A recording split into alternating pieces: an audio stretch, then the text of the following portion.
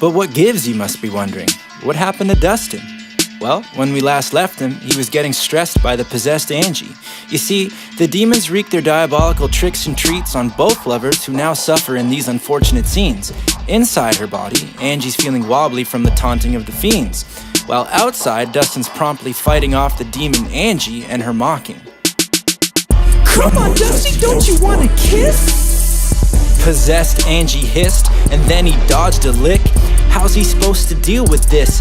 A more than pissed off demon girlfriend's mucking up some evil tryst, and Angie's all amiss, flying around the room a chasing ghoul, tempting Dustin with unwanted hug and kiss. He ducked and dodged her, knowing if she caught him, she would open wounds that could not be sewn or cautered.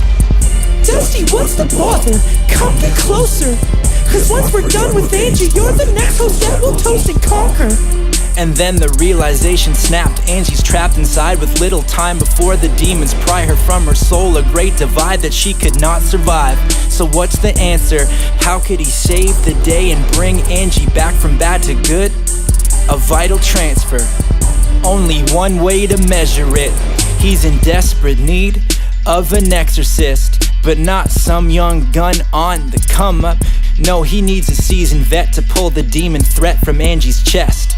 But how to get possessed Angie out the house and run it to a church? He thought quick.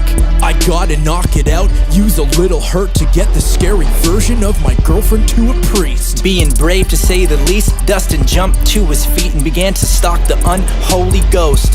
Oh, you wanna go toe to toe? I love a good row. Laughed possessed Angie floating in the middle of the dark basement. Man, Dustin's heart was racing real amazing. He stood his ground instead of hasting out the house without a second thought or observation.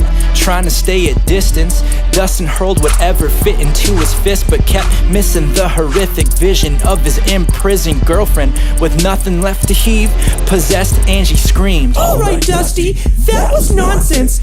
I guess it's my turn to fire up and mount an offense.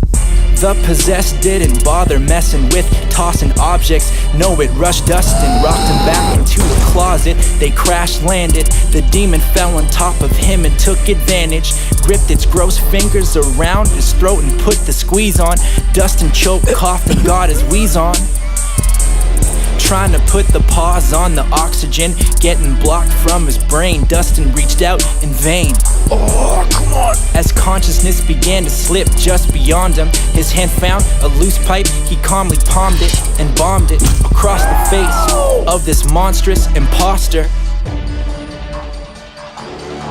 The thud was sickening, but it worked. Blood trickled from possessed Angie. How quickly it coagulates and started thickening. But the creature was unconscious, face down on the concrete.